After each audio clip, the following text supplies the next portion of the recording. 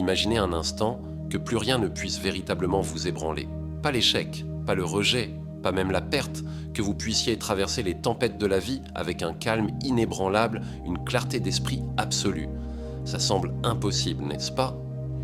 Pourtant, il existe une philosophie vieille de plus de 2000 ans qui promet exactement cela. Une sagesse pratique qui a guidé des empereurs, des esclaves, des soldats et des philosophes à travers les épreuves les plus difficiles imaginables. Cette philosophie, c'est le stoïcisme.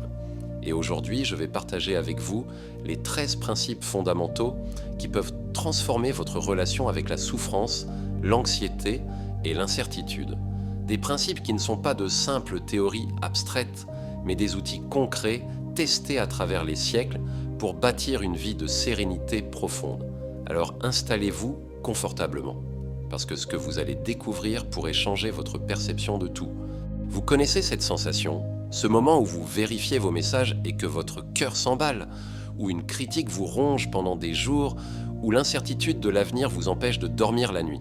Nous vivons à une époque d'anxiété chronique. Notre esprit est constamment bombardé d'informations, de comparaisons, d'attentes impossibles.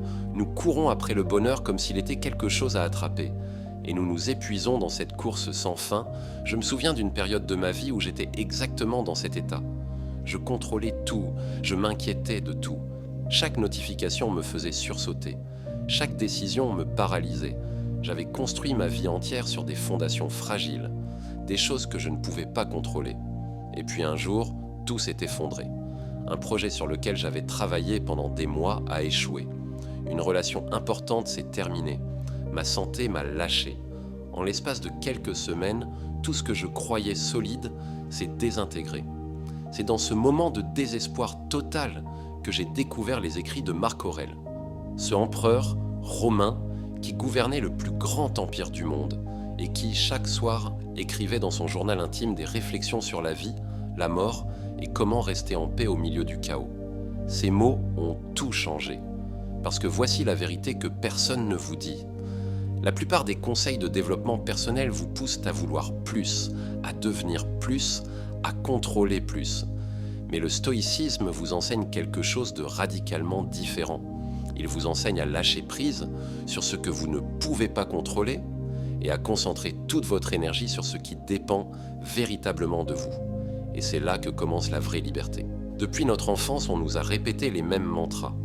Sois positif, visualise tes rêves, tu peux tout avoir si tu y crois suffisamment. Mais voici ce qui se passe réellement. Ces approches créent une dépendance à des résultats que nous ne pouvons pas contrôler. Elles nous placent dans une position de fragilité constante. Laissez-moi vous expliquer pourquoi. Des chercheurs de l'université de Pennsylvanie ont mené une étude fascinante sur le bonheur. Ils ont découvert que les personnes qui basent leur bonheur sur des facteurs externes, sur des résultats, sur la validation des autres, sont statistiquement plus susceptibles de souffrir d'anxiété et de dépression. Pourquoi? Parce qu'elles ont construit leur paix intérieure sur du sable mouvant. Le stoïcisme part d'une prémisse complètement opposée. Il dit « Le bonheur n'est pas quelque chose que tu obtiens, c'est quelque chose que tu cultives indépendamment des circonstances extérieures. » Pensez à cela comme à la météo intérieure versus la météo extérieure. La plupart des gens laissent la météo extérieure, les événements, les opinions des autres, dicter leur état intérieur. Quand le soleil brille dehors, ils sont heureux. Quand il pleut, ils sont misérables. Mais les stoïciens ont compris quelque chose de profond. Vous pouvez avoir un soleil radieux à l'intérieur, même quand il fait tempête à l'extérieur. Une étude publiée dans le Journal of Positive Psychology a examiné les pratiques stoïciennes modernes. Les participants qui ont appliqué les principes stoïciens pendant seulement 2 semaines ont montré une réduction significative de l'anxiété et une augmentation mesurable de la satisfaction de vie. 2 semaines, pas 2 ans. 2 semaines. Mais voici ce qui est encore plus fascinant. Les neurosciences confirment ce que les stoïciens savaient il y a 2000 ans. Votre cerveau ne fait pas la différence entre un événement et votre interprétation de cet événement. C'est votre jugement qui crée l'émotion, pas l'événement lui-même. Un embouteillage n'est pas stressant. Votre jugement sur l'embouteillage crée le stress. Un échec n'est pas dévastateur. Votre interprétation de l'échec crée la douleur. Et si vous pouvez changer vos jugements, Vous pouvez changer votre vie. C'est exactement ce que nous allons faire ensemble. Alors, comment fait-on concrètement? Comment passe-t-on de la théorie à la transformation réelle? Je vais vous présenter ce que j'appelle le bouclier stoïcien. Un système en 3 couches qui protège votre paix intérieure contre les tempêtes de la vie. La première couche, c'est la discrimination. Apprendre à séparer ce qui dépend de vous de ce qui n'en dépend pas. La deuxième couche, c'est la transformation. Changer votre relation avec les événements, les voir comme des opportunités plutôt que des menaces. La troisième couche, c'est l'action vertueuse. Alignez vos comportements avec vos valeurs les plus profondes, indépendamment des résultats. Ces 3 couches forment un bouclier impénétrable, pas contre la vie elle-même, mais contre la souffrance inutile que nous créons par notre résistance à ce qui est. Maintenant, je vais vous guider à travers les 13 principes qui construisent ce bouclier. Chacun est comme une pierre précieuse, polie par des siècles de sagesse.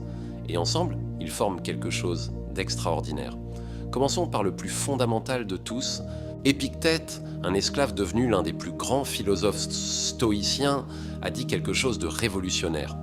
Certaines choses dépendent de nous, d'autres non. Ce qui dépend de nous, ce sont nos jugements, nos désirs, nos aversions, nos actions. Ce qui ne dépend pas de nous, c'est notre corps, nos possessions, notre réputation, nos positions. Non, attendez, il a dit que même notre corps ne dépend pas de nous. Exactement. Et c'est là que ça devient profond. Vous pouvez manger sainement, faire de l'exercice, prendre soin de vous, mais vous ne pouvez pas contrôler si vous tombez malade. Vous pouvez travailler dur, être compétent, être dévoué, mais vous ne pouvez pas contrôler si vous obtenez cette promotion. Vous pouvez être gentil, attentionné, aimant, mais vous ne pouvez pas contrôler si quelqu'un vous aime en retour. Cette distinction change tout, parce que voici ce qui se passe. 90% de notre souffrance vient du fait que nous essayons de contrôler ce qui n'est pas contrôlable. Nous nous épuisons à vouloir que les gens changent, que les situations se déroulent d'une certaine façon, que le monde corresponde à nos attentes. C'est comme essayer de contrôler les vagues de l'océan avec vos mains. Vous allez juste vous fatiguer. Laissez-moi vous raconter l'histoire de Sophie. Elle était perfectionniste, obsédée par son image professionnelle. Chaque présentation devait être parfaite. Chaque email devait être irréprochable. Elle passait des heures à se soucier de ce que ses collègues pensaient d'elle. Un jour, elle a fait une erreur dans un rapport important. Une erreur visible, publique, son pire cauchemar. Mais au lieu de s'effondrer comme elle l'aurait fait auparavant, elle a appliqué la dichotomie du contrôle. Elle s'est demandé « Qu'est-ce qui dépend de moi maintenant ?» Elle ne pouvait pas contrôler l'erreur passée. Elle ne pouvait pas contrôler les réactions de ses collègues. Mais elle pouvait contrôler sa réponse. Elle a reconnu l'erreur ouvertement. Elle a proposé une solution. Elle a appris la leçon. Et vous savez quoi? Son honnêteté et sa résilience lui ont valu plus de respect que si elle n'avait jamais fait d'erreur. Voici comment vous appliquez ce principe concrètement. Chaque fois que vous sentez l'anxiété monter, arrêtez-vous. Respirez. Posez-vous cette question magique. Est-ce que cela dépend de moi? Si oui, agissez. Sinon, lâchez prise. Mais attention, lâcher prise ne signifie pas abandonner. Ça signifie retirer votre attachement émotionnel au résultat. Vous faites votre part, vous donnez le meilleur de vous-même. Et ensuite, vous acceptez ce qui vient. C'est comme un archer. Il contrôle sa posture, sa respiration, la tension de son arc. Il vise avec précision, il relâche la flèche avec intention. Mais une fois la flèche dans les airs, il ne peut plus rien contrôler. Le vent peut la dévier, elle peut manquer la cible. Un bon archer n'est pas attaché à toucher la cible, il est attaché à la qualité de son tir. Comprenez cette distinction et vous serez libéré de 90% de votre anxiété. Maintenant, parlons de quelque chose de plus profond. Vivre selon la nature et l'amour du destin. Les stoïciens croyaient que l'univers a un ordre rationnel, que tout arrive pour une raison, même si nous ne pouvons pas toujours la voir, et que résister à cet ordre naturel crée la souffrance. Mais qu'est-ce que ça signifie concrètement? Ça signifie accepter que la vie est faite de cycles, de hauts et de bas, de saisons. Vous ne pouvez pas avoir un printemps éternel, l'hiver fait partie de la danse. Ça signifie aussi reconnaître votre nature humaine. Vous n'êtes pas une machine, vous avez besoin de repos. Vous faites des erreurs, vous ressentez des émotions, et tout cela est naturel. L'amor fati va encore plus loin. C'est une expression latine qui signifie l'amour du destin. Pas seulement accepter ce qui arrive, mais l'aimer. Je sais ce que vous pensez. Comment puis-je aimer la souffrance? Comment puis-je aimer l'échec? Laissez-moi vous expliquer avec une histoire vraie. Nietzsche, qui a popularisé ce concept, a vécu une vie de douleur physique constante, migraines dévastatrices, problèmes de vue, isolement social. Sa vie était objectivement difficile, mais il a écrit quelque chose d'extraordinaire. Ma formule pour la grandeur chez un être humain est l'amor fati, ne rien vouloir d'autre que ce qui est, pas dans le futur, pas dans le passé, pas dans toute l'éternité. Pourquoi cette perspective est-elle si puissante? Parce qu'elle transforme chaque obstacle en carburant, chaque difficulté en enseignant, chaque échec en opportunité de croissance. Pensez aux moments les plus difficiles de votre vie. Maintenant, avec le recul, n'est-ce pas souvent ces moments qui vous ont le plus appris, qui vous ont rendu plus fort, plus sage, plus compatissant? Une étude de l'Université de Californie a examiné des personnes qui ont traversé des traumatismes importants. Ceux qui ont pratiqué l'acceptation radicale, ce que les chercheurs appellent la croissance post-traumatique, ont non seulement récupéré, ils sont devenus plus résilients, plus heureux et plus épanouis qu'avant le traumatisme. Voici comment vous pratiquez l'amor fati dans votre vie quotidienne. Quand quelque chose de désagréable arrive, au lieu de demander « pourquoi moi ?», demandez « pourquoi ?», pour quelle leçon, pour quelle croissance, pour quelle transformation. Chaque matin, dites-vous « tout ce qui m'arrivera aujourd'hui est exactement ce dont j'ai besoin pour devenir la personne que je suis destiné à être ». Ça ne signifie pas être passif, ça signifie danser avec la vie au lieu de lutter contre elle. Utiliser l'énergie de ce qui est, plutôt que de la gaspiller à souhaiter que les choses soient différentes. C'est l'art martial ultime de l'esprit. Comme en aïkido, vous utilisez la force de l'adversaire contre lui. Vous transformez l'obstacle en chemin. Maintenant, parlons de deux pratiques qui peuvent sembler sombres à première vue, mais qui sont en réalité profondément libératrices. La préméditation des mots et le memento mori, la contemplation de la perte et la méditation sur la mort.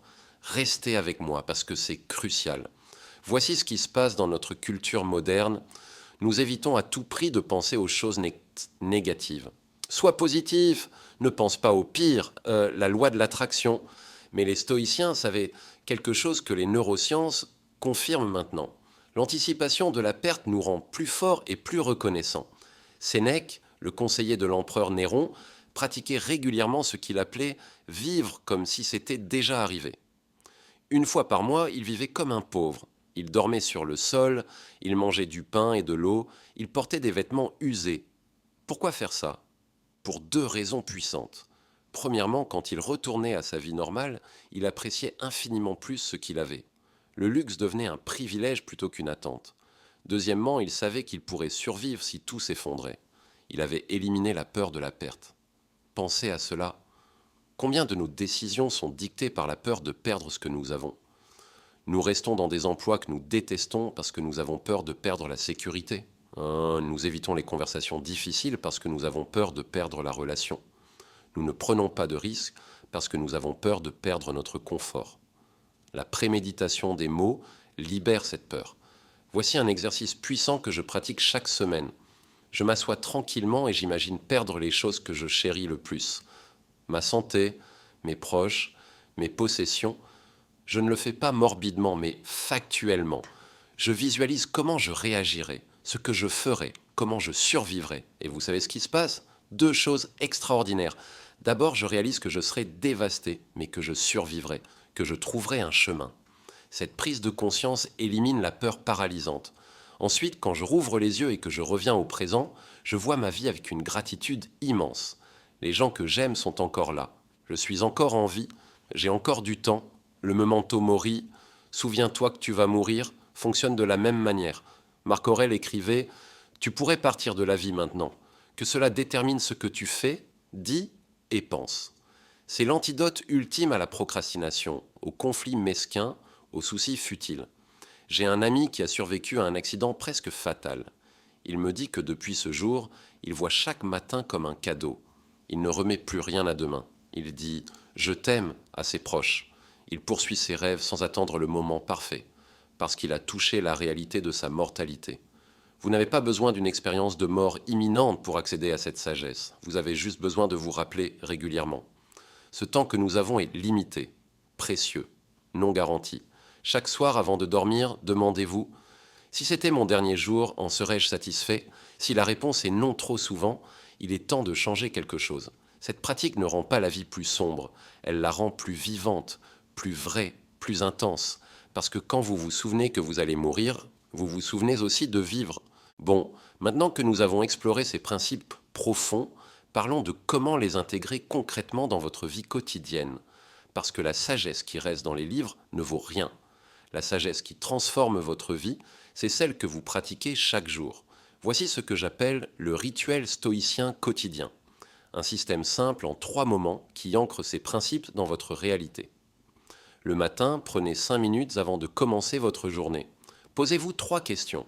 Première question: qu'est-ce qui pourrait mal se passer aujourd'hui? Visualisez les difficultés potentielles. Préparez-vous mentalement. Éliminez la surprise. Deuxième question: qu'est-ce qui dépend de moi aujourd'hui?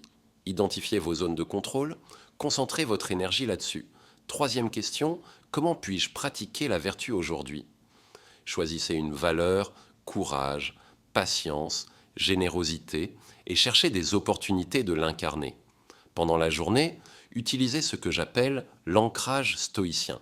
Chaque fois que vous sentez une émotion négative forte, arrêtez-vous 3 secondes. Respirez profondément. Demandez-vous: est-ce mon jugement ou la réalité? 9 fois sur 10, c'est votre jugement. Et vous pouvez changer votre jugement. Le soir, prenez 10 minutes pour l'examen de conscience stoïcien. Sénèque et Marc Aurèle faisaient cela religieusement. Posez-vous 3 questions. Qu'ai-je bien fait aujourd'hui? Célébrez vos victoires, même petites. Renforcez les comportements alignés avec vos valeurs. Où ai-je échoué aujourd'hui?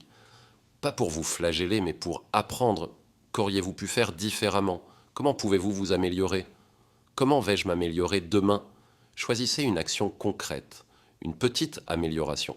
L'accumulation de ces petites améliorations transforme une vie. Maintenant, voici quelque chose de crucial. Ne visez pas la perfection. Les stoïciens eux-mêmes n'étaient pas parfaits. Marc Aurèle avait des jours difficiles. Sénèque faisait des erreurs. Épictète luttait avec ses démons. Le but n'est pas d'éliminer les émotions négatives, c'est de changer votre relation avec elles, de les voir comme des informations plutôt que comme des vérités, de choisir consciemment comment vous répondez plutôt que de réagir automatiquement. Pensez au stoïcisme comme à un muscle. Plus vous le pratiquez, plus il devient fort. Au début, vous oublierez, vous réagirez de manière habituelle, c'est normal. Mais petit à petit, vous remarquerez quelque chose de magique. Un espace se créera entre l'événement et votre réponse. Un espace où réside votre pouvoir de choix, et dans cet espace, vous trouverez votre liberté. Alors, à quoi ressemble la vie quand vous intégrez profondément ces principes? Laissez-moi vous peindre un tableau. Imaginez vous réveiller le matin sans cette boule d'anxiété dans l'estomac, sans cette liste mentale de toutes les choses qui pourraient mal tourner. Vous vous levez avec clarté, avec intention. Quelqu'un vous critique au travail? Vous ne passez pas la journée à ruminer. Vous vous demandez si la critique est valide. Si elle l'est, vous apprenez. Si elle ne l'est pas, vous la laissez glisser comme l'eau sur les plumes d'un canard. Parce que l'opinion de quelqu'un d'autre ne définit pas votre valeur. Un projet échoue, vous ressentez la déception, bien sûr. Vous êtes humain. Mais au lieu de vous effondrer, vous vous demandez: qu'est-ce que cet échec m'enseigne? Comment puis-je utiliser cette expérience? Une relation se termine. Vous pleurez la perte. Vous honorez ce qui était. Mais vous ne vous accrochez pas désespérément. Vous acceptez que certaines saisons se terminent et vous faites confiance que de nouvelles saisons viendront. Vous arrêtez de comparer votre vie à celle des autres parce que vous réalisez que chacun a son propre chemin, ses propres leçons, son propre timing. Votre seule compétition est avec qui vous étiez hier. Vous devenez plus présent parce que vous ne vivez plus dans le regret du passé ou l'anxiété du futur. Vous êtes ici, maintenant, vivant. Vos relations s'approfondissent parce que vous n'essayez plus de changer les gens. Vous les acceptez tels qu'ils sont, vous leur offrez votre meilleur sans attente. Et paradoxalement, c'est là que la vraie connexion se crée. Vous prenez de meilleures décisions parce que vous n'êtes plus paralysé par la peur du mauvais choix. Vous faites le meilleur choix possible avec les informations que vous avez, puis vous acceptez les conséquences, quelles qu'elles soient. Vous développez une confiance profonde. Pas une confiance arrogante basée sur vos talents ou vos accomplissements, mais une confiance tranquille basée sur la connaissance que, quoi qu'il arrive, vous pouvez le gérer. Vous avez survécu à 100% de vos pires jours jusqu'à présent. Vous continuerez. Vous trouvez la paix. Pas une paix fragile qui dépend de circonstances parfaites, mais une paix profonde, inébranlable, ancrée dans votre être. Une paix qui persiste même quand tout s'écroule autour de vous. C'est ça, la promesse du stoïcisme. Pas une vie sans problème, mais une vie où les problèmes ne dictent plus votre état intérieur, où vous êtes le rocher dans la tempête, où vous êtes libre. Nous voici arrivés au bout de ce voyage ensemble, et je veux vous laisser avec la vérité la plus profonde que le stoïcisme m'a enseignée. Vous rappelez-vous comment nous avons commencé? En imaginant un état où rien ne peut véritablement vous ébranler? Voici ce que j'ai découvert. Ce n'est pas que rien ne vous touche, c'est que vous développez la capacité de traverser n'importe quoi. C'est que vous cessez d'avoir peur de vos propres émotions. C'est que vous faites confiance en votre capacité à vous adapter, à apprendre, à grandir. Le stoïcisme ne vous rend pas invulnérable, il vous rend indestructible. Il y a une différence subtile mais cruciale. L'invulnérabilité signifierait ne jamais être touché. L'indestructibilité signifie être touché, mais ne jamais être brisé de manière permanente, comme le bambou qui plie sous la tempête, mais ne se casse jamais. Comme l'eau qui prend la forme de n'importe quel récipient, mais garde toujours son essence. Et voici la chose la plus belle. Cette transformation ne nécessite rien d'externe. Vous n'avez pas besoin de plus d'argent. Vous n'avez pas besoin de plus de succès. Vous n'avez pas besoin que votre vie soit parfaite. Vous avez juste besoin de changer votre regard, de changer vos jugements, de changer vos choix. Marc Aurèle gouvernait un empire, Épictète était un esclave. Mais les deux ont trouvé la même paix, parce que cette paix ne dépend pas de vos circonstances, elle dépend de votre philosophie, de votre perspective, de votre pratique. Alors ce soir, quand vous poserez votre tête sur l'oreiller, rappelez-vous ceci. Vous êtes bien plus fort que vous ne le pensez. Vous êtes capable de traverser bien plus que vous ne l'imaginez. Et la vie, avec tous ses hauts et ses bas, est exactement le terrain d'entraînement dont vous avez besoin pour devenir qui vous êtes destiné à être. Chaque obstacle est un professeur. Chaque difficulté est une opportunité. Chaque moment est un choix. Vous ne pouvez pas contrôler les vagues, mais vous pouvez apprendre à naviguer.